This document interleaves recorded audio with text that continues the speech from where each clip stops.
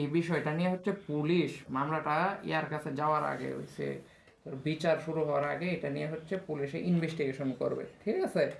মামলাটা হচ্ছে Prima ফেসি case আছে কিনা এই বিষয়ে ইনভেস্টিগেশনের পরে যদি দেখে যে প্রিমা ফেসি কেস আছে, অর্থাৎ এটা ট্রায়ালের জন্য উপযুক্ত, এই বিষয়ে নিয়ে নির্ণায়ক কোনো কাজ হইতে পারে, তখন হয়েছে তোর যে ব্যক্তির বিরুদ্ধে অভিযোগটা করা হয়েছে তার বিরুদ্ধে চার্জ, ঠিক আছে, লিখে রিপোর্ট দিবে হচ্ছে যে ম্যাজিস্ট্রেট কগনিজেন্স নিতে পারে তার কাছে।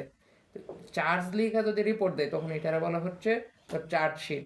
আর যদি ইনভেস্টিগেশনের পরে দেখা যায় আসলে যার বিরুদ্ধে হয়েছে অভিযোগ আনা হয়েছে তার বিরুদ্ধে এরকম অভিযোগের কোনো সত্যতা নাই, প্রিমা ফেসি কেস নাই, তখন পুলিশ অফিসার রিপোর্ট দিব এই মর্মে যে তার বিরুদ্ধে কোনো কেস নাই, এই মামলাটা হচ্ছে নেওয়া যাইব না, ঠিক আছে? তখন এটাই হচ্ছে ফাইনাল রিপোর্ট, অর্থাৎ যেখানে হয়েছে তোর ওই যে কি বলে অ্যাকিউজডের বিরুদ্ধে হচ্ছে কোনো অভিযোগ প্রমাণিত না না দিয়া, হয়। মানে হচ্ছে তার বিরুদ্ধে কোনো অভিযোগ না না দিয়া কোনো রিপোর্ট দেয় তখন ওইটার বলে ফাইনাল রিপোর্ট।